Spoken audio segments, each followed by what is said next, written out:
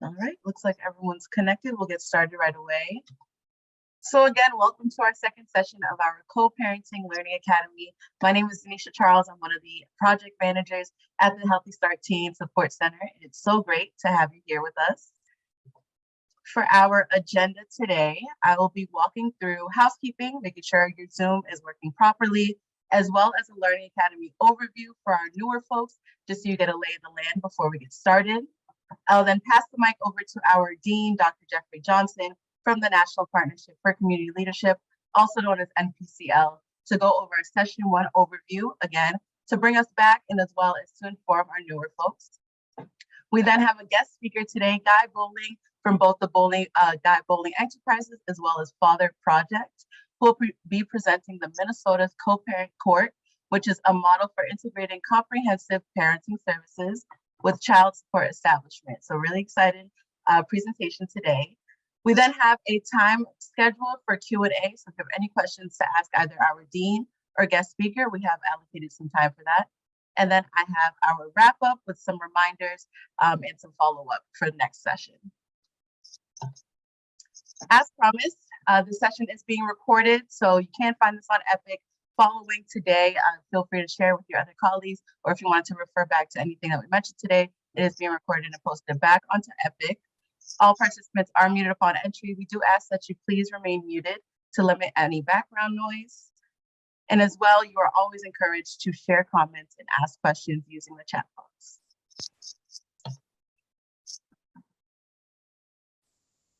So we'll be going over our Learning Academy overview just to let everyone know what Learning Academies are, how they're different, and what this Learning Academy will be focused on. So what Learning Academies are. Healthy Start Learning Academies provide an opportunity for Healthy Start grantees like yourself to participate in a curriculum-based course on specific topics associated with the 4 Healthy Start approaches and the 19 Healthy Start benchmarks. Learning Academies do help you all build knowledge and prepare you to apply these learnings to your Healthy Start program's day-to-day activities. Now for the structure of Learning Academies, we meet monthly, so monthly virtual sessions, required readings. You all got a notification of a reading from last session to prepare you for this session. Sometimes we have group presentations or individual presentations. And like I mentioned before, all sessions will be posted on Epic in an e-learning format for those who can't attend the live session. Now for this Learning Academy specifically, the Co-Parenting Learning Academy, the goal of the Learning Academy is to examine the breadth and depth of social welfare policy in the 20th and 21st centuries, while also exploring the policies and practices that have influenced the focus on mothers and children and have excluded fathers from family support systems. We're also redefining co-parenting as it has been integrated into current MCH practices. As for our schedule, like I mentioned before, we meet monthly. It's on the second Thursday of each month, so this is our second session. We do have 2 more sessions left in April and May, so definitely feel free to pre-register. The same registration link that you used to get here is the same registration link for the last 2 sessions. And as for our focus today, session 2, again, we're learning co-parenting among unmarried parents, a case study presented by Guy Bowling. And then just to welcome you all back to see who's in the room, a very, very, very quick poll I am launching that'll pop up on your screen just to let us know if you've been here before. So the poll asked if you attended the first Learning Academy, yes or no. And then I'll share that results.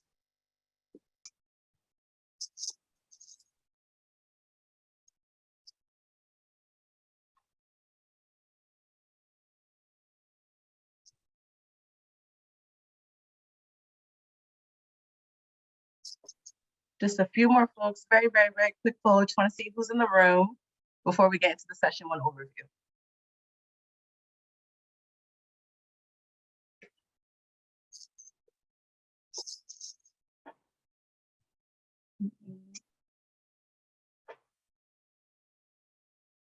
All right. And just to share out back to you, we have more folks that have attended the first session. Welcome back. And then we do have a few folks, about 10 folks that are coming back this is their first session. So welcome to the Co-Parenting Learning Academy. We're so grateful to have you here. And enjoy. And to present your dean, our Co-Parenting Learning Academy Dean, Dr. Jeffrey Johnson, CEO and President of the National Partnership for Community Leadership. Go right ahead. Okay. Hi, everybody. Let me just welcome those of you who attended the first session back. And I want to give a hearty welcome to those who are joining us for the first time to this Learning Academy. It's so important to understand that this Learning Academy, it is about doing business different. It's about a focus, expanding our focus and help to start to include fathers. But this whole co-parenting academy is really focused on how do we work with both mothers and fathers in such a way that they understand the importance of healthy co-parenting and how that benefits the child. In the first session, what we really focused in on is the different ways to understand what co-parenting is, which is really the end of for never married parents, the end of a romantic relationship, and then they're working together in support of their children. That's a basic definition of what we're trying to achieve and what co-parenting is. We also shared with you different co-parenting models. We talked about conflictual co-parenting, where parents really kind of are not in agreement to what's going to be done with the child. Parents also exhibit certain behaviors in front of children, particularly arguments. And the research says that that's probably the most detrimental of all the co-parenting arrangements. Then there's what we call parallel co-parenting, which is essentially another form of co-parenting where the parents are not necessarily in agreement, but they are taking turns in supporting the child in ways that make sure the child is safe and supported. Then we talked about what we call cooperative co-parenting, which is the gold standard of co-parenting, and where parents are in agreement that they have both come together on the 24/7 care of the child up until the child is 18. As you'll hear from our speaker today, there are variations of that when you go in front of the court, if it does get to the court, in terms of how courts might look at how you provide that support to your children. But that's essentially what the first session was about. And what this session is about is to really put you in a case study of a very successful co-parenting approach that involved, a community-based organization, that involved child support and enforcement, and also the courts. Next slide, please. And so one of the things I want to do before I bring our guest speaker on is make some foundational points, and you should take notes. I want you to take notes again and develop a co-parenting portfolio. It's just so important that you remember all the things that we're going through, and then you have some type of handy manual or document that you can use to reference and to guide you in your thinking about co-parenting in the future. Next slide, please. And so each of you has a copy of our glossary of terms regarding co-parenting, and these are the co-parenting terms that will be pertinent to today's presentation. Again, what co-parenting is, what sole custody is, and if you're new to this work, it's very important to understand the distinctions. For example, co-parenting versus joint custody, two terms that seem interchangeable, but they are not. Joint custody and co-parenting. The difference is one is legal, that is the joint custody, while the other is a parenting style chosen amongst divorced or separated parents. And for the sake of the academy, what we really are focusing on is the co-parenting. However, in some cases, as you'll hear from the speaker, is you'll have to go to court. And there's a way to think about this in terms of how you might interface with the court. He may also talk about parenting time agreements, because parenting time, as distinguished between a co-parenting agreement, is an agreement in terms of how parents will work together up to and including visitation that surrounds the child support program. And so I want you to be familiar with those things. Next slide, please. Why co-parenting? Again, I'm going to ground you in the data. The data says that since 1968, there's been a fourfold increase in the number of unmarried parents. Children are being born outside of marriage. And so it's important for those couples who never intend to marry to be educated on what it means to be a cooperative co-parent. And that's what our focus is. And as you can see, when parents don't marry, it has a disproportionate effect on many of our children, particularly African-American children, you know, 70% of which are born outside of marriage. 40% of all America's children are born outside of marriage. And this is, again, particularly acute among low-income, never married parents. Next slide, please. And as you can see, when you talk about single parenthood, you know, if parents are not well educated, have not had a lot of participation in the labor force, or they not had a job, you know, chances are that whoever the custodial parent is will spend some time on public assistance in support of that child. And as you can see the breakdown here. And given the diversity of the Healthy Start agencies, I'm sure that some of these numbers fit your area. Next slide, please. And I just thought I'd give you some idea of the marriage rates, just to kind of put it in kind of, you know, stark color here. And as you can see, again, the point of emphasis here is that a lot of children are being born outside of marriage, and we have to make sure that our children are covered. And that's what co-parenting does. It covers children until they're ready to emancipate and be on their own. Next slide, please. The child development research says that it's important that fathers are involved. And again, this is a new and foundational conversation within the Healthy Start program over the last couple of years, since this has become a requirement.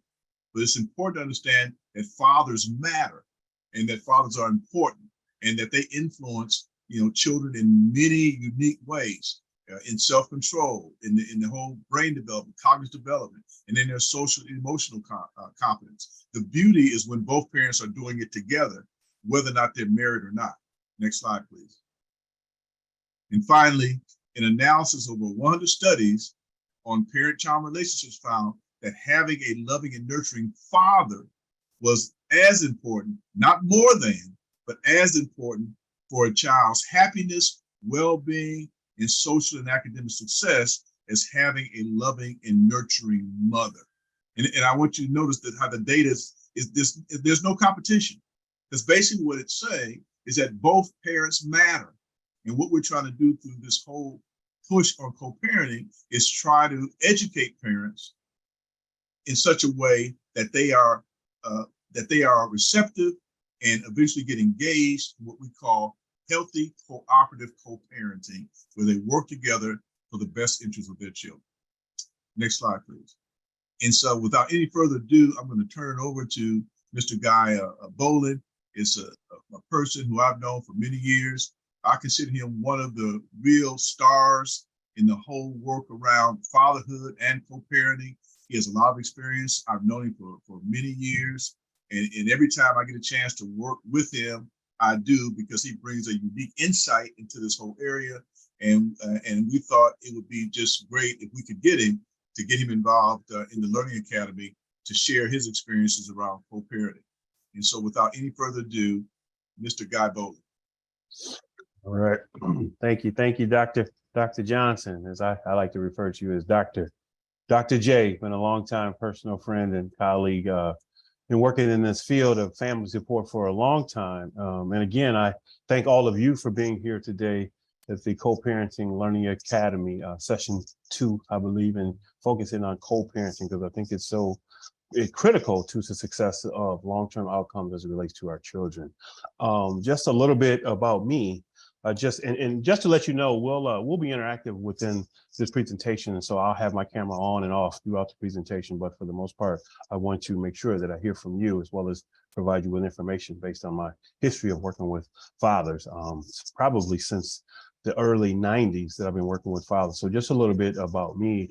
As the slide is showing, I am the president of Guy Boland Enterprises. I'm also the director of the Father Project, a program and in Minnesota, working with about 400 fathers a year, specifically low income dads who have barriers to being involved in the life of their kids, both emotionally and financially. But the other things that I'm also would consider myself, two things that are most important to me in terms of my accomplishments is that I'm a father of two beautiful children, unfortunately one deceased, and then two beautiful grandchildren. I've been a program coordinator, I've been public speakers, workforce development manager, been in the field for about 28 years or so. I've been responsible for 3 federally funded Responsible Fatherhood Initiative. I'm a Bush Fellow, recently of 2020, a leadership development program, have a Bachelor of Arts, and also have a Master's in Public Affairs from the University of Minnesota. And I'm currently a co-host of the Evolution of Fatherhood podcast. So just a little bit about me, and I'm happy today to tell you a little bit about Minnesota's co-parent court, as Denisha was saying earlier, a model for integrating comprehensive parenting services with child support establishment, and an initiative that we did many years ago, but also they're still feeling the effects of the impact that it had on our community and working with fathers and mothers and coming together to co-parent their children based on the model that we created. And so in 2010, a judicial community and university partners launched the co-parent court project with the mission of creating a model of paternity establishment that supports co-parenting to improve outcomes for children, families, and communities. It was a collaboration between, and Doc was mentioning this earlier, you got to bring a whole lot of folks together to make sure that these people are on the same page and make all of this happen, because fathers are and families and mothers are integrated in so many different systems. So it brought together the courts, the county, university, of Minnesota, and community resources to provide comprehensive services to low-income unmarried parents, establishing paternity. So it started with them right at the very beginning, at the birth of the child, or within the first year of the birth of the child, to establish a paternity and bringing that family together. And a lot of times they were unmarried parents, if not most of the time. Next slide. So Doc spoke to this a little bit in terms of why is it beneficial in terms of co-parenting, because you have an opportunity for these parents that you work with or you're working with, or parents to understand the rules and support each other's decisions, because oftentimes when you're co-parenting, you can have different ideologies on what you feel and believe that it takes in order to be able to raise a healthy, and successful child. And then the children can learn also too that parental authority, it's just not arbitrary in terms of what we believe on why it's beneficial. And then lastly, children are not subjected to inconsistent discipline. You would hope that it's across the board, because oftentimes once you're still together, you're more willing to compromise in that situation as opposed to being separate. But also it's helpful and effective if you're co-parenting and you got that understanding about what you establish in terms of how the child should be disciplined. So that's just one other piece of in terms of what's beneficial about co-parenting. Next slide. And these are just a couple of more things in terms of children can observe the modeling of interpersonal skills like communication, respect, compromise. It fosters non-resident fathers' involvement. So if the father is not in the house, it has a relationship between him and mom, even if they're no longer together romantically. It's an understanding of how we're going to parent the child. And it's a process.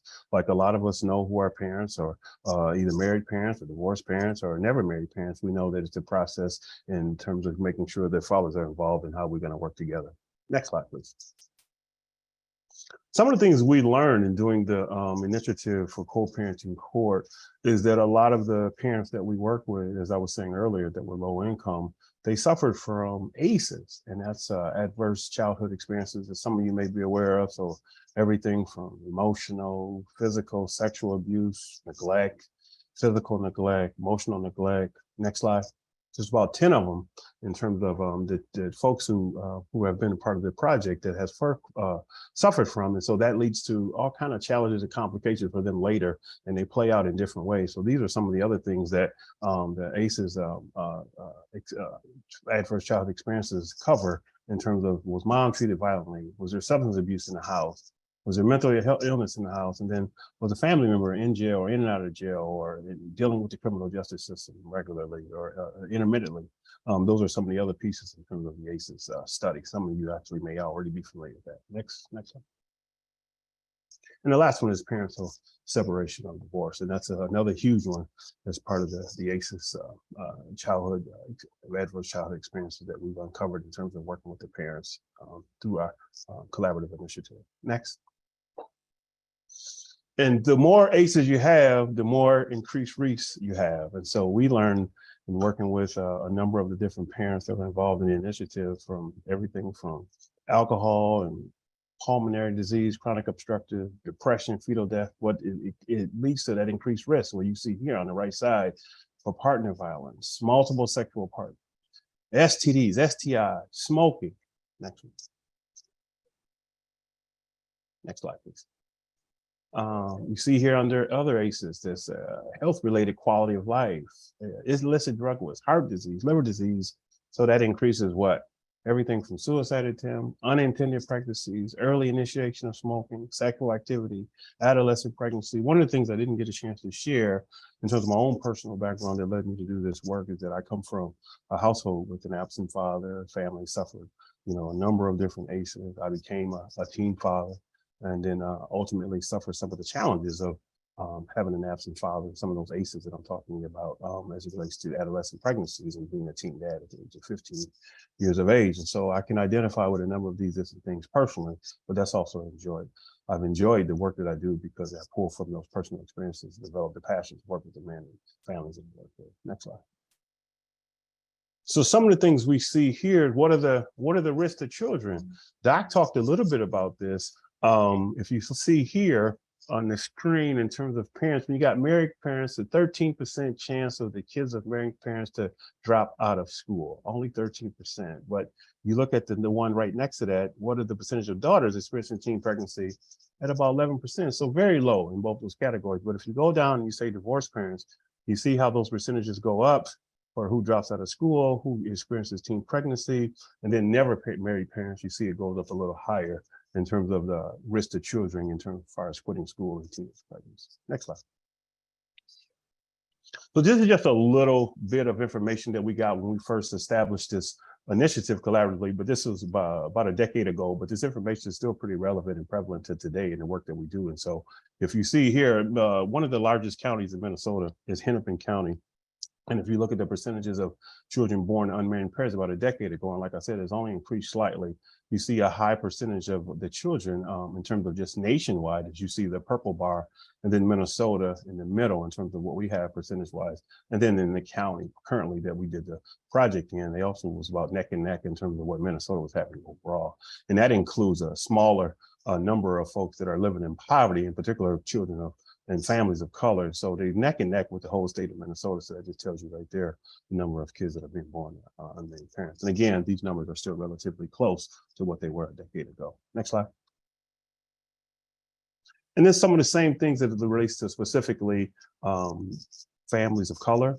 And you can see some of the higher areas are when you look at African American in the US, you look at Native, and you look at women with less than a high school education. So this is just more demographic specifically. And Doc was speaking to this as well, as far as the percentage of people born to unmarried parents. If you look at the county specifically in terms of who we were working with, this just kind of gives you the numbers in terms of what we were dealing with as far as the population, particularly relates to those children to those unmarried parents in certain specific groups. Next slide.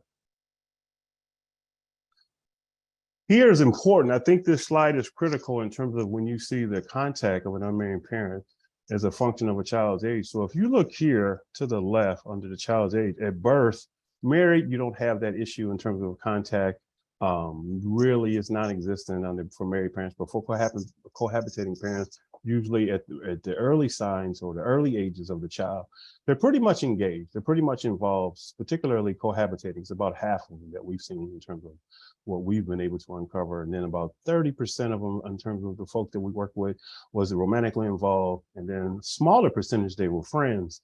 And then about 10% had no contact at all. But as you see, as the child gets older, under married, it goes up to about 17% as far as the contact as a function of a child's age. If you look at cohabitating, it's less as far as that connection to the parents, but they're no longer cohabitating, then romantically involved.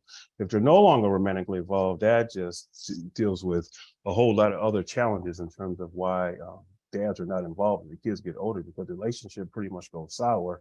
They end up at my doorsteps in terms of the work that I do with fathers, something has impacted the relationship. They're no longer connected. So that means for whatever reason, be it a legal barrier or other barriers, that dads are not as involved by the child, chance the child gets older. And then you look at the other two, as far as there's a increase as far as if they're still friends.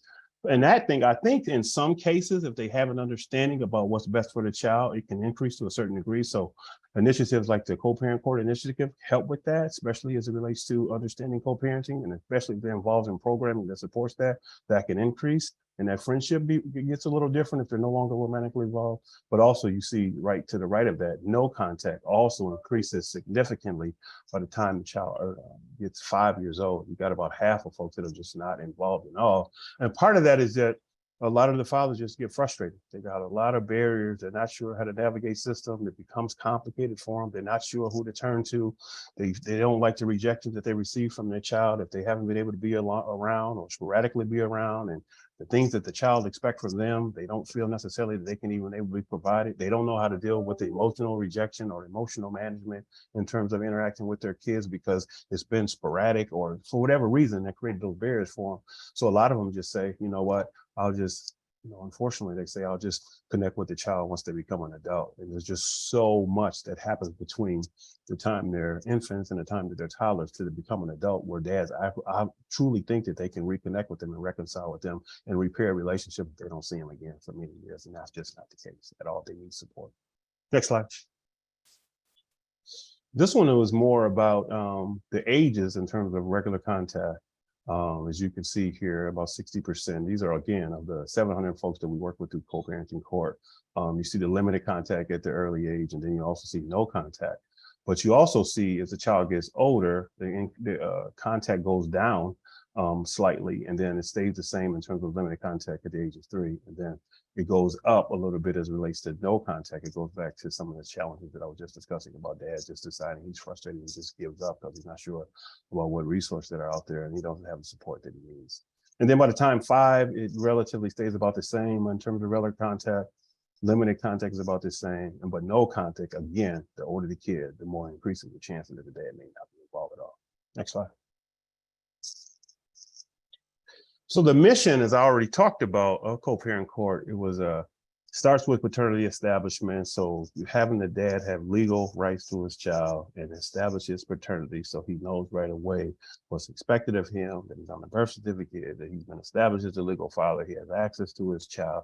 But at the same time, it also puts him in a position if something was to go awry in any kind of way, he has legal rights to his child. And you have to start there first and foremost before you can even go to court to even begin to think about parenting time or custody or joint custody. Any of those things, you have to be legally established as a father. So the co-parent court initiative itself wanted to start early because oftentimes too, at that early stage, from what we learned, and they're getting along, as I talked about in the previous slide, they're getting along and they both are excited. They want to know exactly, the type of parent that they should be and they want to be. And so emotions are running high, but there's more of a romantic connection because the good majority of the ones we work with, they did have a relationship. They did have an understanding about what type of parents they had hoped to be, even based on their own previous experience, but who they wanted to be.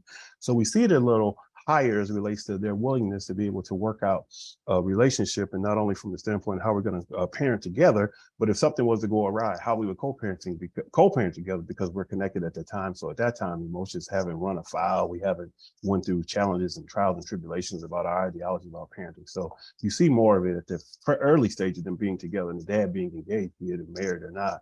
And it's always beneficial to start with them early. But the goal was to look at this from the standpoint of what we were trying to prove for social, emotional, financial, and for families, children, and communities. Next slide, please. And then just some of the pieces that we did from the very beginning, people coming to court, we do an assessment and we do a domestic violence screening because we want to know exactly what's going on with the guy. Because a lot of the times that we know when families are together, especially particular families from particular communities, there could be challenges as it relates to domestic violence. So we address that from the very beginning. And then we refer them to 4 parenting classes, education classes, specifically called Together We Can. So it's both for moms separately, as Doc was saying earlier, and for dads separately in the curriculum I'll get into later in terms of what those classes actually cover in terms of topic. And then any of the couples that we've identified at the onset, at intake, if they got any domestic issues, we refer them to the appropriate co-parenting education and counseling so we can address that before we can get into a situation of having them be establishing a parenting plan and how they're going to work together. We want to address what those domestic violence issues are first so we can get them the counseling, get them support that they need before they go into this plan that they're going to have in terms of how they're going to co-parent their kid. And I'm going to talk about that in a little bit. Next slide. So then the mothers in the project, if they had social service needs, we had a community partner. Dads who had social service needs, they connected with our program with the Father Project. So that could be everything from employment, that could be legal resources, that could be child support, that could be a number of different things as it relates to all the different challenges that fathers have, particularly from these low-income communities that we address. So we don't want some of those other holistic services to get in the way of him co-parenting with mom. So those dads who needed additional social services and supports, they were referred to a community partner called the Father Project that provide these resources for them to help them stay on track for their individual stability and the financial stability as we work with them through co-parent court on the family stability piece. And then the other last thing I'll say here is following the completion of the 4 classes we required them to do, it was mediation and conferencing services by a legal partner that we had called the Legal Rights Center. And so that was for any couple, because sometimes you run into challenges and if they're unable to agree on a plan. And so this is a legal document that once they complete the co-parenting court program, it's a legal document from a parenting plan that they create together that is actually enforced through a court order that says this is how you guys are going to work together. And so if there's challenges within that, we bring in some legal counsel to be able to determine kind of what is beneficial to both and what makes sense in terms of both of them to have. And sometimes we have to bring in legal experts to make sure we're specific, because sometimes they may agree on certain things and other things they may not. So we bring in an expert to be able to help with that on the legal side, as well as a mediator too. Next slide. So just who we served, about 75% were African-American, half folks were unemployed. Most of the folks were fairly educated, at least with a high school diploma or GED, especially on the mom side, not so much on the dad side. The dad side was about 50% in terms of a high school diploma, GED. And then most of them had only one child with their co-parents, but a majority of them had other children that necessarily wasn't the parent of the child that they had in common. That's where we get into that multiple fertility partner in terms of multiple families they potentially can have, which creates a whole nother set of challenges for that couple as it relates to the child they have in common. And I'll get into that a little later, but this is who we start in terms of our participant profile. Next slide. Next slide. And then this is just some of the qualitative data, and this is not all the information. And there's a 3-year report that was done in this whole initiative that I'll make sure that I forward to you so you can take a look at it, a comprehensive report in terms of all the different things that happen within the initiative as far as the process, the design, the qualitative, and the impact that it have. But this is some of the information that we got anecdotally from the guys that we interviewed. They just said, co-parent court changed their life. It changed a lot of stuff for everything for them. And without the program, this guy in particular said it would be very difficult. And he also said it helped him become the dad that he always wanted to be. and shockingly, which we don't really, we're not surprised by, because facilitation of the parenting groups and the topics that we covered and the actually peer facilitators that we had that was trained, they were so good in being artists as well as scientists in a sense, as far as having the information to give to the guys. They just connected with the dads. So the dads really get a lot out of the classes because they really appreciate not only the information, but the support side of things, because somebody says, you matter, you're important. We're trying to put you in a position to be able to not only be the best father you can be, but the other part of it is being able to work with mom, and you guys together can work it out even if you're no longer romantically involved. So that's just some of the information that we got from the guys when we did our exit surveys. Next slide. And this is just a report that was done. This is the report that I was talking about. It's from the University of Minnesota. Actually, I could make sure that you can get access to this. I didn't put it in the chat, but I hope I will put it in the chat or have it available for you. You can take a look at it, but it was from the University of Minnesota. And it specifically speaks to the whole thing that I'm presenting on today. So if you want to look a little deeper into the data and kind of what we were able to find, as well as recommendations, and unfortunately the co-parent court initiative no longer happens, but a lot of us who were involved collaboratively, we've taken a lot of the learnings as well as the findings in addition to the recommendation that we've incorporated into the work that we do. And it's actually led to establishment within the relationship within the courts in terms of specifically working with guys that have legal challenges or need support in terms of developing parenting plans that could lead to co-parenting court understanding as far as them and their parents, as far as what we now have that we can support them to make sure that they have an understanding in terms of how they can have an agreement. And if they want to move forward in establishing a court order, we can help them do that. So I just wanted to share that with you. So more information about this particular report I can provide by the end of this session. Next slide. So some of the things we measured because of the random assignment, either you got into our intervention group or you got into our control group. We also followed up with surveys, post surveys, following the completion of the classes and the program overall, and follow-up surveys and face-to-face interviews from the information that I already shared was about 6 to 12 months after completion of the post surveys as well. And so we want to measure the overall program effectiveness in terms of, did they leave with a parenting plan? Did it ultimately become a court order? Did they get educated and learn skills and knowledge that they apply to their children as it relates to child development information, and parenting skills and relationship skills? So we was able to capture some of that through some of our surveys. Next slide. And this just is a little bit more data as it relates to, it was about 700 folks that went through the program, and that was both through the intervention side as well as the control side. And about 450 of those folks completed the whole co-parenting court program. And we got some percentages here in terms of who didn't attend, that was assigned, that just wasn't interested. But we got some information on who just came to one of the classes that was a requirement of the co-parenting court initiative. And then we got the folks who completed, non-completed. And then ultimately, the goal was, if you go, you're assigned to the co-parenting court program, you establish paternity, you get set up to go to the classes, dads go to one class, dad goes to the other class, you get engaged on the social service side if there's additional needs that you have and the supports that you needed. Then ultimately you go back to court and you establish that parenting plan, then that's what we consider completed. So of the folks, all the folks that came in, we had about half of them actually come out of it with a completed parenting plan. Next slide. So this just gets into a little bit more specifically in terms of folks who were in the program, and it relates to child support, because we had a number of different mothers and fathers that owed child support coming in, part of the paternity establishment, also too on the child support side, because if mom is getting public assistance and dad is needing to pay child support, we wanted to know, does this have any effect on either one of them being in this program, getting a job, paying the child support that was owed? And as you can see here, as it relates to who we had in the control group of the child support that was owed, it was about 140 of the folks that came through the program would end up being paid. And so about 70% of it being paid, that's on the control group side.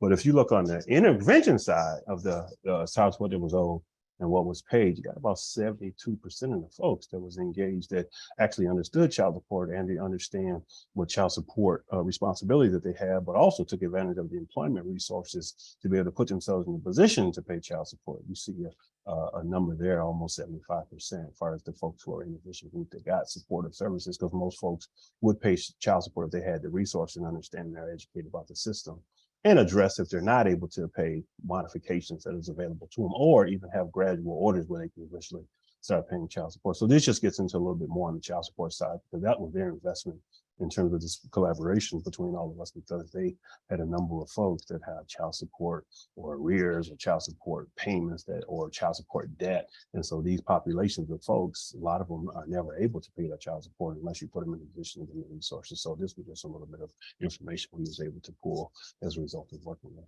almost 700 people. Next slide. And then just some of the interviews with the parents in terms of who was in the intervention group. Control indicate, they have a strong desire, and this is anecdotal, but majority of folks, they want to be there for their kids. They want to be involved in life with their kids. They just want to be able to have that direction, that guidance, that support, the resources, that education, and a plan.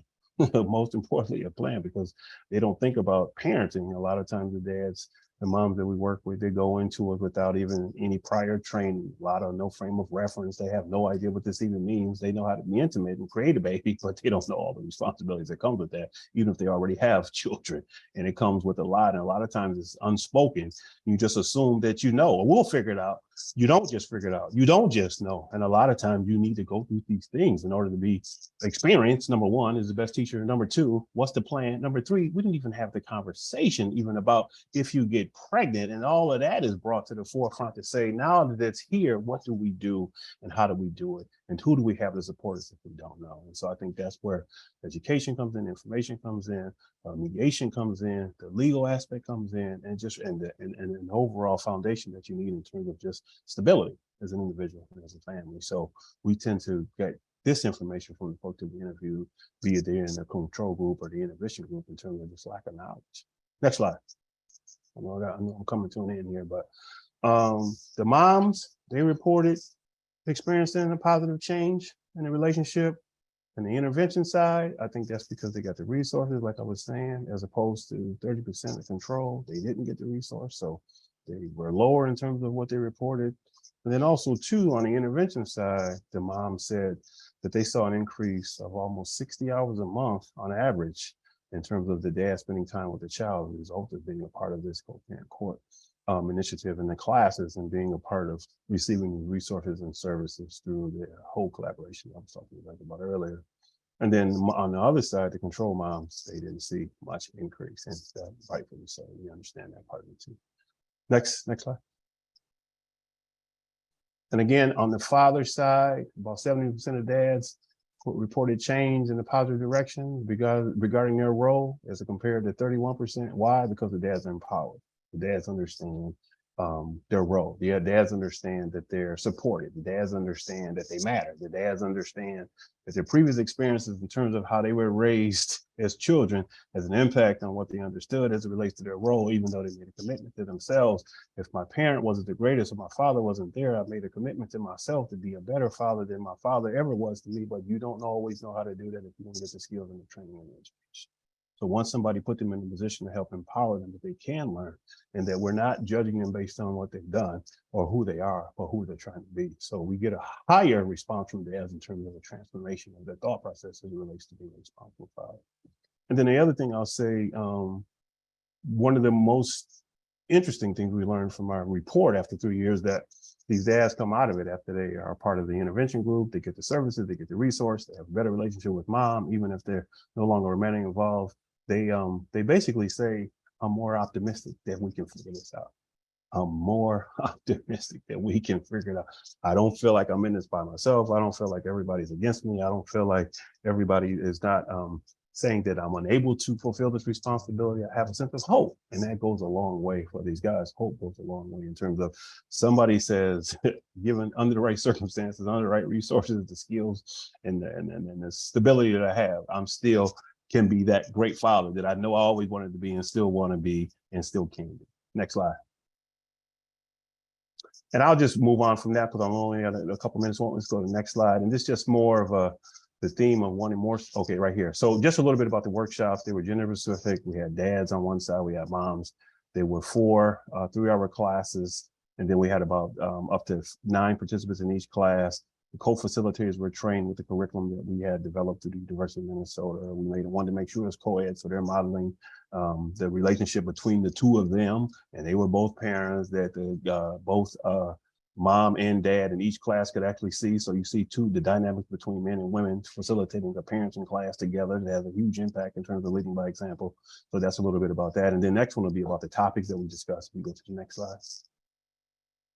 This is just some more things that we wanted to make sure we accomplish within the workshops of building the relationships. And then here's the topics. Yeah, go to the next one slide. Yeah.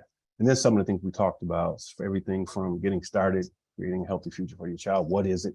And people don't even know what that means a lot of times. To building strong relationship with each other, communication, how you deal with conflict, how you deal with stress. And then 3, healthy relationship, child support. If that's an issue, mom receiving public assistance, or it doesn't work out and mom goes and file for child support. What does that mean? Why do you have to pay? And how do they establish how much you pay based on your income? those things and what are your rights and what can you do about it? And also budgeting, because financial literacy is big for the families that we work with. And then last one is about, you got this parenting plan, and that next slide will show that in terms of what you guys come up with together as it relates to how you're going to parent together for the on behalf of your child and children. Next one. Some of the issues we saw, and just people just didn't trust the courts. People just don't trust the system. And a lot of the folks didn't want to get involved because the courts is providing it. But I think what happened is when they connected them with community folks, they really, I believe they really had passion, really had an understanding, really sat down with them to say, hey, this is to your benefit to be able to do this. Some of that was able to help them overcome that, but a lot of times they were just reluctant to get involved because it was provided through the courts. And then the other parent, depends on where they were emotionally within their relationship, on if they even felt like mom was going to be engaged or they felt like dad was going to be engaged. And sometimes they just didn't want to deal with them because emotions were still running high based on maybe some trauma they experienced in the relationship. The other thing was just having multiple partner fertility. We say that in the fancy way, but it's really like having other kids by other people and how they got in the way. And then the other thing is gatekeeping. I just want to keep a lockdown on everything. We have to kind of work amongst what I want you to do as opposed to what we can do together. It's more about what I want to do. And so a lot of times we saw that as an issue too, as far as those issues. Next slide.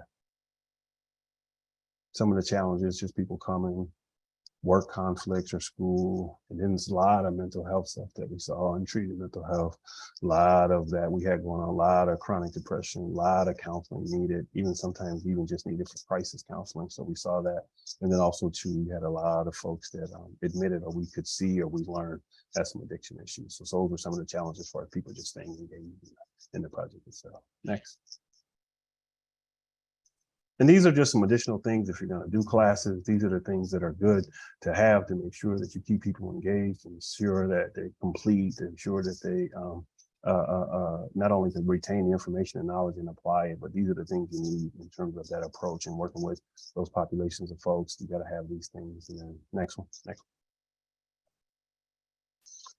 And then I think the most important part of it, and I've talked about this a little bit, of the parenting plans created by the parents themselves, and then they also recognized and adopted by the court, because when people can do something themselves, you can guide them on how to do it if they don't understand, and educate them on the benefits of it, and they buy into it themselves, and they have a living, breathing document that they created, present this to the courts, and the court says, not we're deciding for you, because the courts really don't want to decide.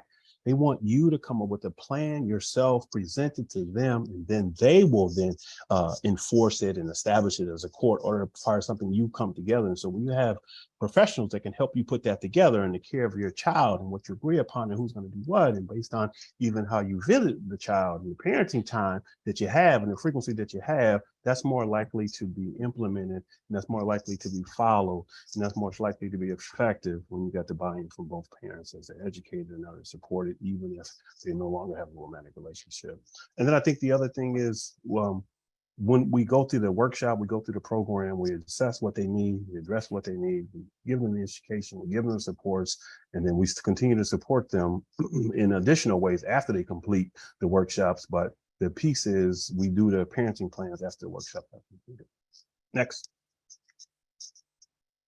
And this is the parenting plan. I can actually forward this to you as well, so you can get a sense of it. Just go to the next slide, Janisha. And I'm almost done. This just, if you go back to that one, this is just a parenting plan. I'll forward that to folks so you can take a look at it. That's what we were using. We're no longer using it now. We have different iterations of it for programming that we're doing for fathers who are wanting to go into a co-parenting understanding and agreement, even if it's not legal, but even as a start to begin to think about what they want to establish with mom. But if they want to legalize it, we got attorneys that we can develop something. So we're going to court, and then it becomes a legal document. Next one. So next slide. So everything from making sure it's a whole graduated system report, they can complete it without necessarily assistance. Again, the buy-in, we get help from staff that helps them put it together. They use mediation if they can't seem to come to an understanding, and that's through our partner with the Legal Rights Center or the director of the program at that time, and with Rose. And so she helped them complete the parenting plan. She had a relationship with them. She also had them as part of the caseload to be able to address some other issues. And again, the parenting plan was user-friendly. It was illustrated with graphics and examples, so it was easy to follow, and it was just like really comprehensive, and they intentional designed it that way so people can get through it. You guys saw like an example for it in the previous slide. Next slide. And I'll end here, even though I say the mothers are co-parenting core. Denisha said I've only had about 10 minutes ago. That's like 15 minutes. And so I only will say what the mother said. If you just go to the next slide, this is what we heard from the mother. You go to the next slide. One more. Okay. Yeah. So, yeah. So if you go back to what's been successful, go back. Yeah, there we go. So what had made it so successful is, again, being available, being accessible to the folks that you're working with, having great resources and plans and partners, and really being able to respond in real time. This is for the moms. Developing a relationship with mom, because she's a little hesitant to just work with folks that she don't know, or systems she's not comfortable with, or even what is the objective of the whole program. Is it gonna make her or she's not having any access to her children in the way she felt that she had? Is this gonna have her give up some power? We're making sure that's not the case. It's really for improving the outcomes of the kids. And then I think the last thing I'll say is you gotta have incentives. Everything from, because that's what they got, needs from bus cards, gift cards, gas cards, housing vouchers, food resources. You got to have that thing. And I think the last thing I'll say, and I'll end it here and turn it back over to Doc, is that you just got to listen. You just got to listen to the family. You got, because they're, we talk to them all the time about some of the times, you look outside for, answers as opposed to inside for solutions. And a lot of times they're already in you. You just got to figure out what's in there and what works best for you and what's best for your family and what really going to help improve the outcomes for your children in the long run. So we're just there to guide you. A lot of them already stuff. And I'll end it there and I'll turn it back over to you, Doc. And so we got Q&A here. Thanks, Guy. Guy, you got 2 questions in the chat. One question has to do with how does the Legal Rights Center work and who pays for their services? Yeah, we got a access and visitation grant to have the Legal Rights Center involved, and so we got a federally funded grant to work with them. They pay for their services, and so we get a couple attorneys that are involved in this on a part-time basis. They put in about 10 to 15 hours a week when the initiative was actually going on. I'm currently using Legal Rights Center for some other things that I'm doing on behalf of fathers specifically for our program. But when this collaboration was going on, we had gotten funding from Federal Access and Visitation Grant, and it paid for a couple of attorneys to be available and be on site to help with the legal aspect of the program. I'm going to call on Chris White. And Chris, you have a question, please. Well, I just want to say hello. I've known Guy for about 30 years. I played basketball with his son, and he was the first example that I can point to of a single dad that was involved. So I just remember it blew my mind. It's like, wait a minute, so they're not together, but he's around all the time, and like I didn't even understand it. So I just want to say I thank you for the work you've been doing for decades. I really appreciate you. And also, Atlanta is fertile ground for this, and we got to figure out how to make something like this available in Atlanta. So I'll be reaching out to you for that. Thank you, brother Chris. Yeah, it's been a long, way before any gray hair or anything like that. I've been knowing you for a long time, brother. Thank you for your time, Okay. Absolutely. A second question you have, Guy, is what triggers the parents to pursue a co-parenting agreement? What triggers the parents to pursue a co-parenting agreement? I think they have to have somewhat of a cordial relationship, right? Even if they're not together, they have to have a understanding and a belief that they want what's best for their children outside of what was best for them if they're no longer together. And I think oftentimes, if you have mothers and fathers that believe outside of the emotional relationship, us being together is the best thing for the child, but they believe that the best thing for the child is for us to have a relationship and we be on the same page for the long-term outcomes, which I think is just a level of maturity you have, a level of understanding that you have, and also a level of knowing that outcomes will be accomplished for your your child got a better chance if you guys have an understanding of one another, even though you may not be together, but you have a plan. And I think part of that comes with the education and information through parenting classes and helping them understand the long-term benefits of having you both involved in the life of that child, if you don't already know that. Right. Is there any more questions? Guy, I want to say a couple things as we bring this to a close, and I want the Academy participants to. Okay, Ashley Torres, please, your question. I just wanted to know if Guy can share his information. I would love to reach out to him so that way we can he can help me with some things that I have going on with my fathers currently. Absolutely. I just put, I think I sent it to Denisha, but let me send it to everyone. Let me put my contact information in the chat. I'll send it right now. Okay. Dr. Anaje, please, your question. Yes, thank you. This is so instructive and important and significant. My question, if I understand correctly, I heard you say that this is not happening anymore. Is that what you said? Mm-hmm. Mm-hmm. Okay, so could you please tell us like how long was the co-parenting court in place? Yeah. And maybe this is too long of a question. What were some of the reasons for it to be successfully entertained, and what was the reasons for it to be terminated? Okay. Yeah, great. I think, anytime, and I think I might have heard this from Doc many years ago, or, excuse my French, but partnerships are the damnedest ships, right? I think I got that from Doc. I think that got from you to Doc about 20 years ago. Right. So to keep folks on board, right? Because part of developing collaborations is you come up with this idea, you've done your research, you say, hey, I believe this will work, and you design it, and then you got partners on board, they're invested in it, and it just depends on the pace of it and how it goes and the outcomes you're achieving and the evaluation pieces that if you don't see a lot of progress early on, you don't have a lot of time to even prove what you know is working. And oftentimes it's only funded for so long. So unfortunately, folks start to pull out for partnering and collaboration. Folks start to pull out because of funding. And I think part of the bigger piece is that we just didn't have enough time to really show the long-term impact of what we were doing only over a couple of years. And so it was a demonstration project.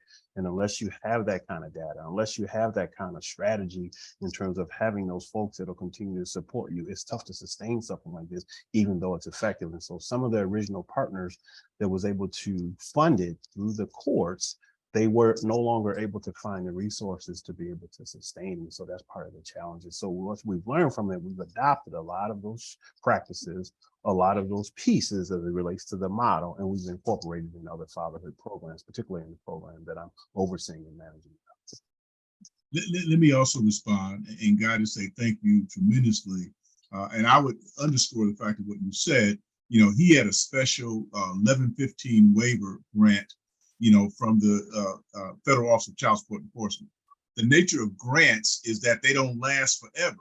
And that you come up with a program and you make these systems connections, when the grant leaves, it's hard to maintain those systems connections, particularly with the resident agency in that regard. It's going to be different with you all because, again, you're part of Healthy Start. The things that we've learned from Guy, and Guy was one of the pioneers in this whole area. And what he's done is really fueled a whole conversation in the research and in the practice community as to how you can incorporate these co-parenting practices in your existing program. And that's kind of what this academy is all about. What Guy did, really informed the development of this whole academy. You know what I mean? So I want you to know that he's alive. His work is alive, because we've grasped it, and what we're doing is taking the pieces that can be integrated, those parts that can be sustained over time, and through the academy, we're giving you those, those planning considerations, those implementation guides, and all those things that are necessary for you to do co-parenting in your Healthy Start program, and that and working in partnership, with the Technical Assistance Center at Healthy Start at NISCU, you're going to have the ability to do these things, and we're going to have an opportunity to work with you to make sure these things get done. And Guy is on our team, and we'll be calling on him in the future to assist us in trying to make sure that you approach these things in the proper way and that you get these things done. And that if Chris, you got the final question, you got your hand up again. And again, for those of you who appreciated Guy's presentation like I did, please show him some love in the chat, so that he knows that you really benefited from it. And then we're going to move on to another item before we end today. All right, Chris. Absolutely. Great presentation. Great work, of course, Guy. Dr. Johnson, is there an opportunity for us to build in some of this co-parenting work into the upcoming budgets for Healthy Start? Has that already been communicated to all the higher ups, to all the kins? Oh, absolutely. Matter of fact, Okay. and Ken will speak more to that in the next session. But I actually went to a summit, back in November with all the people there that oversee this work, and they're committed to making sure this happens. So the answer to your question is yes, because they want you to be successful working with fathers, and you can't be successful working with fathers unless you work with mothers. And the way you do that is through co-parenting, and we're laying that out. And so the revolution has started. Yes, we're figuring some things out, aren't we? Okay. Guy, thank you very much. All right, we really appreciate you, and you my guy. All right. Thank you, And Guy is also going to be doing a presentation at our upcoming International Fatherhood Conference. You'll have more time to deal with him there. It's going to be at the Pro Football Hall of Fame, and a number of you, if not all of you, will have an opportunity to participate in the conference, either in person or virtually.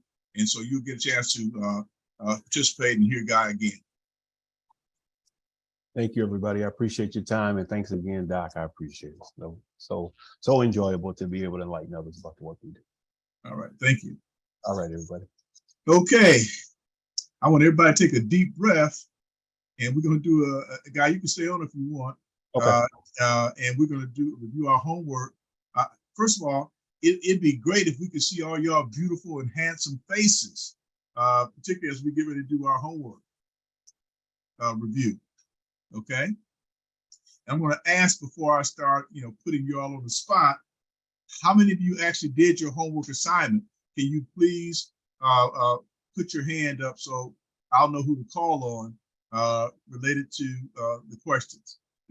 Use your Zoom hand. Okay, if you can. Some of you don't do it, some of you don't. Okay. Show me those hands again. You did your homework assignment. Okay. So I'm gonna start with Megan, right? And Guy, what we're doing here is understanding the history of how our family policy formed. And so they had the responsibility to read our second book, the second chapter of our book on cornerstones, where the whole history was laid out. And the first question was, the nation's leading social policy historian is either Kamala Harris, Frances Perkins, Theda Skocpol, or Sarah Green. She taught us to think American social policy. She taught us to think of American social policy as a complex jigsaw puzzle. Her jigsaw perspective is an excellent way for understanding the origins of the social welfare system and why the rise of responsible fatherhood programs. All right, what's the correct answer?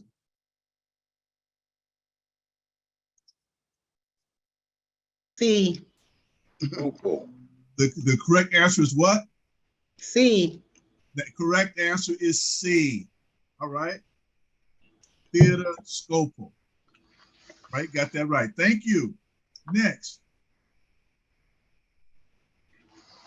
The United States pioneered the idea of a generous social welfare spending for its elderly, disabled, and dependent citizens at the end of World War II. The federal government provided generous pensions and benefits for the Union Civil War veterans and their families. All right, who has that answer? Let me see your hands. Art Terry, what's the answer to that? That's false, Dr. Johnson. That's a trick question. You try to get it. That's a trick question. Okay. Yeah. You're exactly right. The correct answer was what? It was after what war? Art. After the Civil War. After the Civil War. Guy, you see, we're gonna have some folks who know what they're talking about in this area pretty soon here. All right. Number 3. Generous social spending faded along with the war on poverty. All right. Who has the answer? You see your hand. All right. Wynette, what's the answer? true. That answer is false. It was not along with the war on poverty. It was at the end of the Civil War. War. All right. As Art said, trick question. All right. Number 4, the Democratic Party birthed the maternal welfare system and limited the state and federal benefits to widows and orphans. And this is the maternal welfare system that will become the key 20th century social program, aid to dependent children, later the aid to dependent families. Who has that answer? Let me see your hands. How you raise your hand? Where I'm looking. Oh, Lord. Was that Rhonda? Wrong. Yes. Okay, Rhonda, what's that answer? Let me put my little glasses on here. Number 4. False. That answer is false. All right. Which party was it, Rhonda? Now that I do remember it being false. I can't say exactly which one, which poverty, war on poverty. I don't know. Who But I do remember remember it being who remember false. what that party was? It wasn't the Democratic Party. What party was it? Republican. No, it wasn't Republican. Okay, well, I gave it my best shot. You did. All right, you got the answer correct. It was the Progressive Party. The There you go. Progressive Party, not the Democratic Party. The next one. For well over a century, American policy meant for the families of the dead Civil War fathers became a policy for families with a missing father who is very much alive and able-bodied. Number 5, who got that answer? Okay, Chris, give it to me. True. That answer is true. Okay, answer is true. Thank you, Chris. Guy taught you well.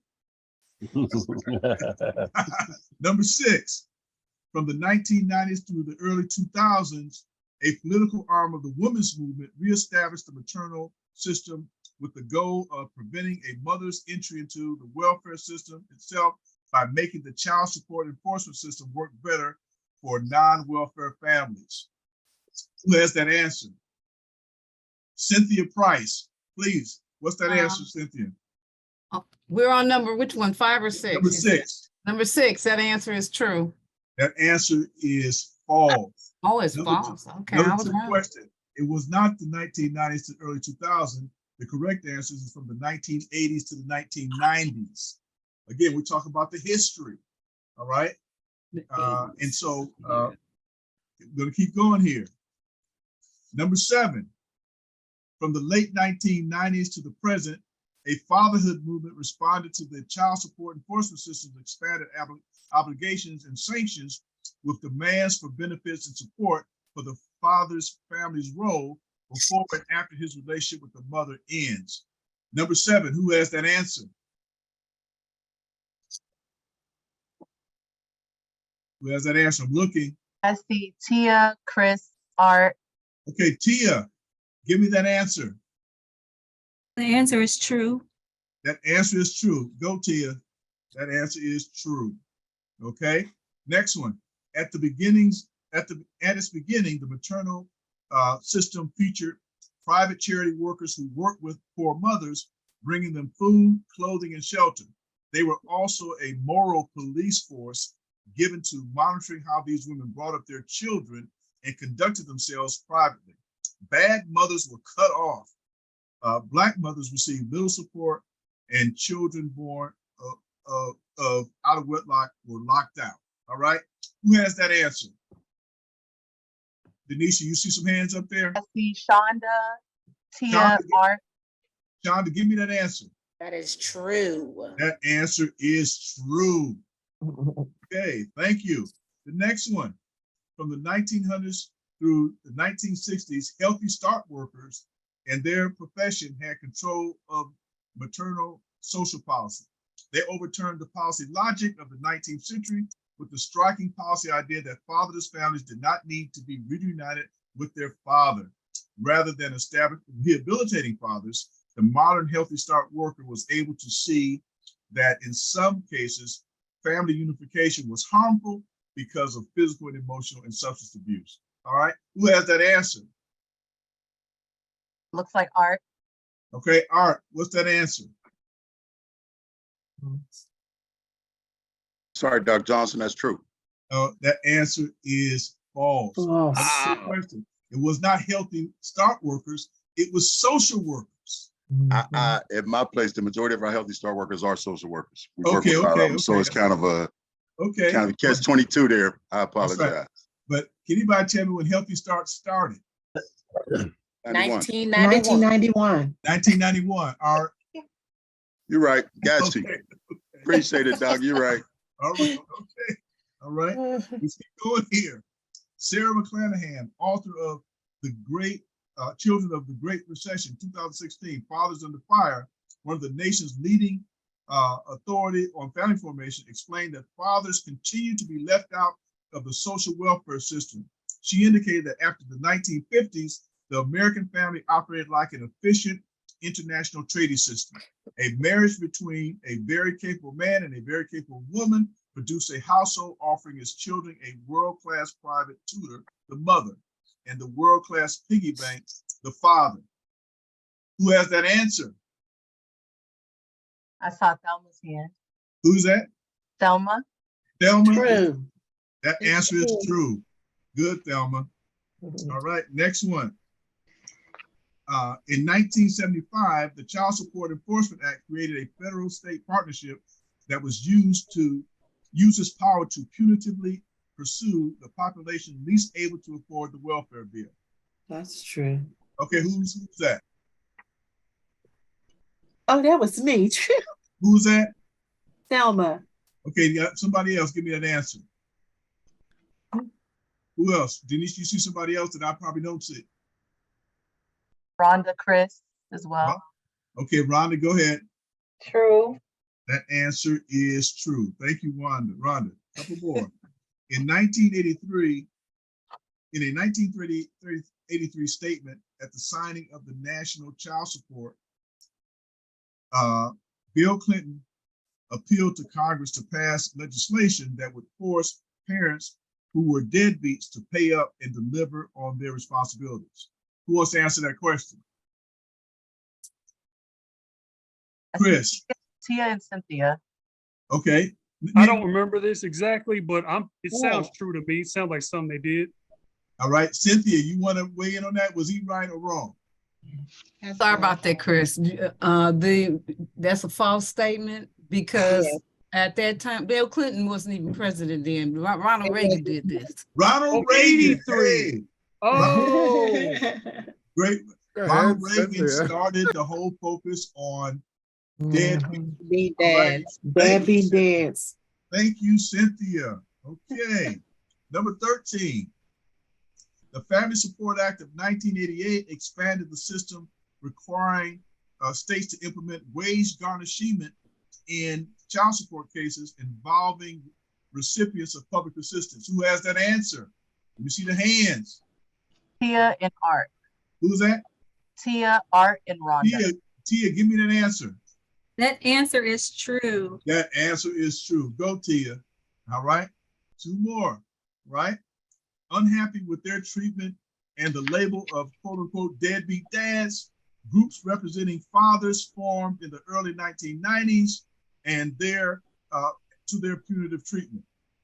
Blank, a founder and leader of the early fathers' rights organization, the Institute of Family Values, said this: "We respond to the deadbeat dad by denying and pretending. If only we could get through with these guys, that we would fix what is broken, get them to pay. That would help the children. That would be relief. That would relieve the taxpayer. Here, finally, is a family policy we can all agree on." He called the strategy a fantasy, adding it was based not on evidence, but wishful thinking. He said that the payments did not replace a father's economic provision, and they do not replace the father. Was it A, David Blankenhorn, B, Charles Ballard, C, Wade Horn, or Ron Mincy? Who has that answer? I saw Art's hand first. Go, Art, go. What's the answer, Art? It's A, Blankenhorn. Blankenhorn. All right. Congratulations, Art. You're doing pretty good here. All right. I did my homework, Doctor. There you go. There you go. You did your homework. Ken, you hear that? He did his homework. That's what we want to hear. They did their homework. All right. And the final question. Organizations like NPCL encourage never married, non-custodial, low-income fathers need to assume larger leadership roles in their own families by becoming better educated, getting on better job trajectories, becoming more involved with their children, and becoming stronger assets to their children's communities. All right. Who has that answer? Go, Rhonda. It's true. That answer is true. All right. And that answer is talking about me. And so you got that right, Rhonda. All right. Dr. J, I hope they got that one right. I said, this is the dean they talking about. Do they know they dean? That's right. That's right. But thank you so much for that. It's just again, I gave that to them as a homework assignment to go along with the chapter, 3 of our book. And you can see they did their homework in, and that it's a way of grounding you in 20th and 21st century, family policy in the United States. And I know, having taken a quiz like this, you will not forget these things. And that's so important that we ingrain it in you. But there's a lot of ways to do that, and we did it that way.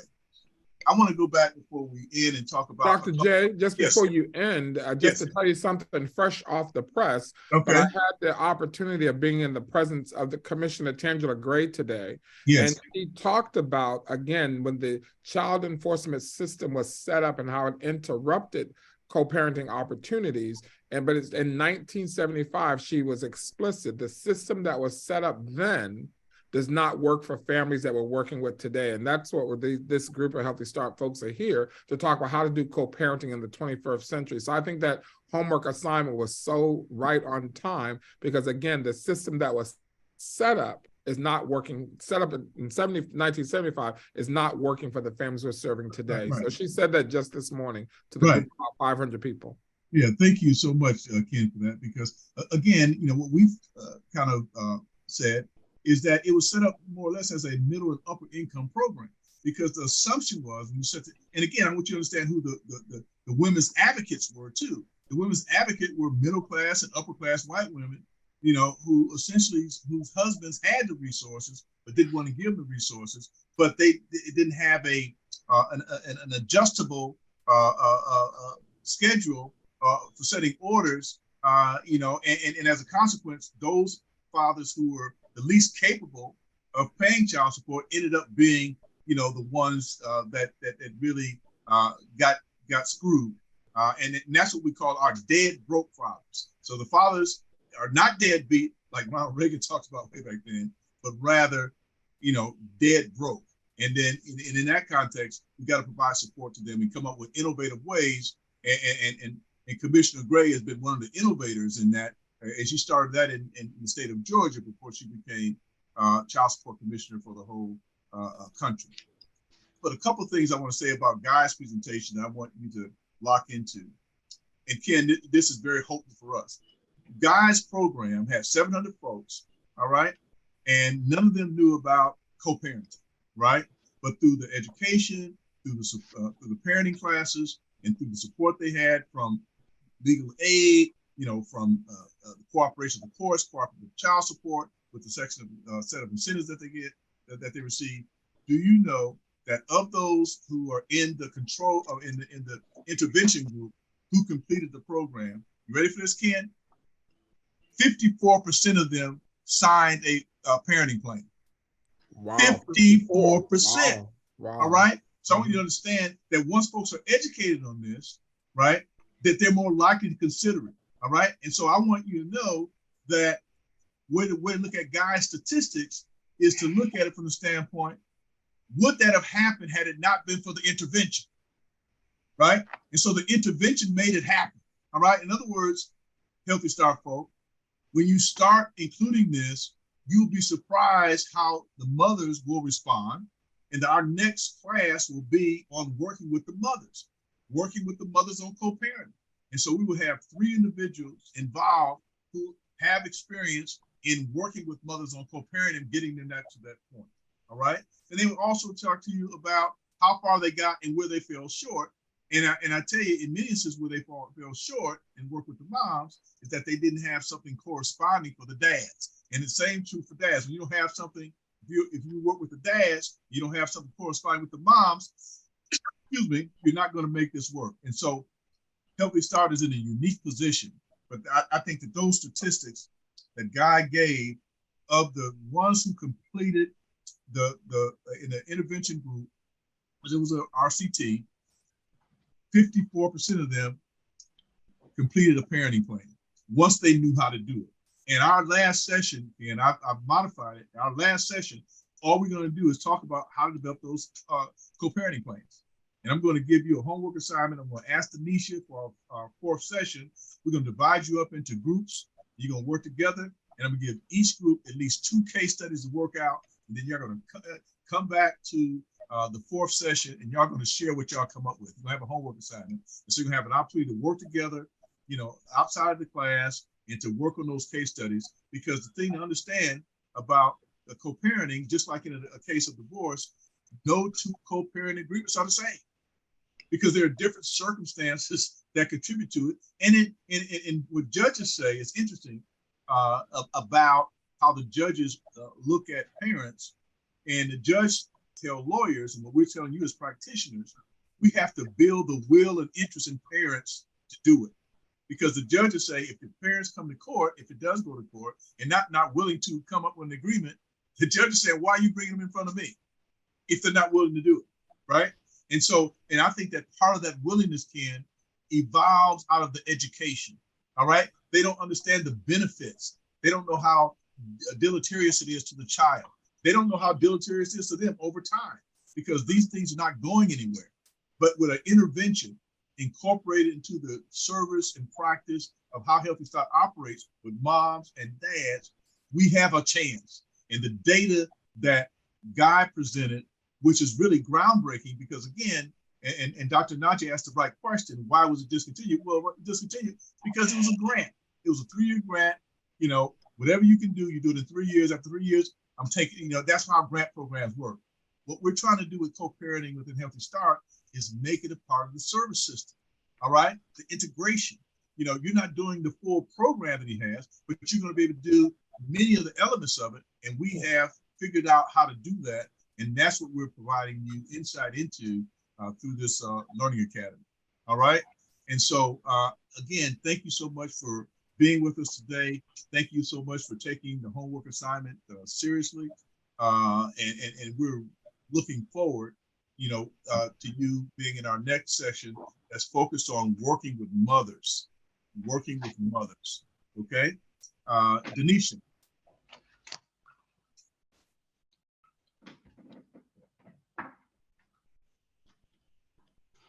Is Denisha still there? She is. Yep, she Okay. Can you all screen? Yeah, yep. We can do it. Yeah. Okay, perfect. All right, thank you so much, Dean Johnson, and thank you all for still sticking out with us for these last 5 minutes as we wrap up.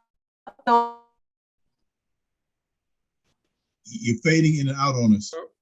I think she froze on us too. Yep. Okay. Ken, you want to make some final comments right quick, Ken? Yeah, while we're waiting, we're out nationally and talking about co-parenting. Everyone's really eager. And so again, I'm excited about this group, Healthy Start on the forefront. As usual, you guys are ahead of the game as many people are wrestling with these questions. And again, just coming in today a little late, but the history is so important. And that's what people are commenting in this group that I'm with. But the co-parenting is a topic of the nation. And again, this academy is ahead of the game. And this whole education piece is a whole new area to go into. So thank you again, Dean Johnson. Okay. Denisha. I'm back. Okay. Thanks for your patience. As I was saying, we always like to know how today went. So if you have your phone handy, go ahead and scan this QR code, or for your ease, I've also put it in the chat box to complete our satisfaction survey. Your feedback is extremely valuable to us, and we want to make sure that these offerings are definitely supporting your needs. By today's conversations, I can say that's a definite yes, but please feel free to go ahead and click that link or use your phone's camera function to access the satisfaction survey. This will stay active throughout the week and early next week. So go ahead and keep that window open if you have another meeting to run to, and complete it when you can. Right.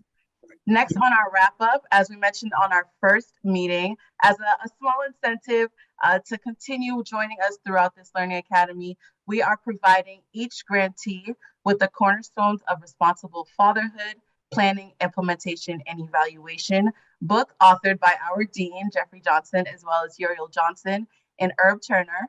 And all you need to do to request this book is to go ahead and hover over that QR code, or I'm also putting that link in the chat. So the only thing you need to do is just attend these learning academies, majority of them. So this is the second out of 4. So all you need to do is just join us for the next 2, and then you can receive this book. So to be added to that list, go ahead and use that link. If you already filled out the link, you don't need to do it again. We already have your information, and we'll just track your attendance as we go on. So like Dr. Johnson said, there will be a small group project at the very end. So we want you to continue joining us throughout these academies. We have a couple more points, Denisha. And that's this, again, about Guy. It's very important, right? He also emphasized, and you saw the data, the earlier you work with these parents, the better. Okay? It does not necessarily mean they're going to end up together, but at least when they're new parents, even if they're in multiple relationships with new parents, they are probably still talking. All right? Because as a child gets older, without the intervention, the parents move apart. Okay? And we want to really emphasize that point. Another point I want to emphasize is that a lot of divorcing parents, before they go to court, have to have a parenting plan. All right. So in other words, as we work with our parents to understand if they decide that that's a direction they want to go, you still got to have a co-parenting plan, because that's what they want. The court wants to do, wants you to work on it, and then they will enforce it if they need to. But we're going at it both ways. We're trying to do it through the honor code, which is our kind of principal thrust of the academy, but also if you have to go to court, understand how to do it, and so that's a point I want to make as well.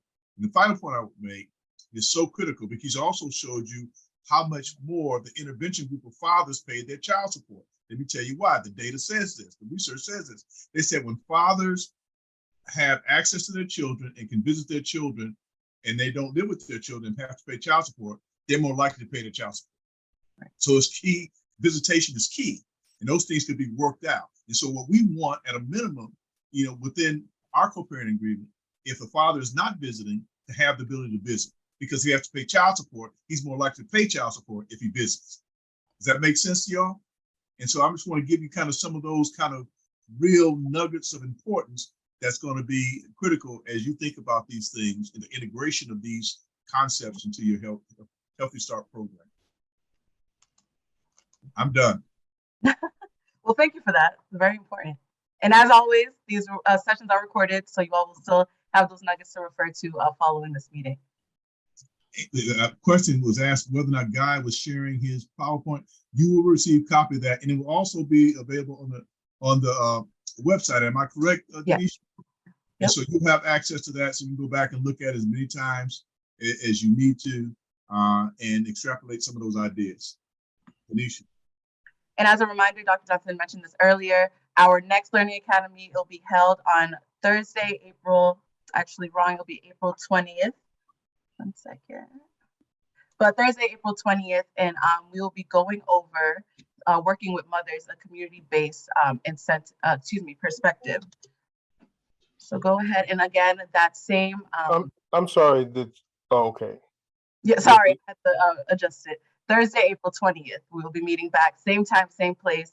Registration link, again, exactly the same to meet back here. Working with mothers is going to be a community-based perspective, our next Learning Academy. Question, I know you had allowed coworkers to attend this session if they hadn't attended the last one.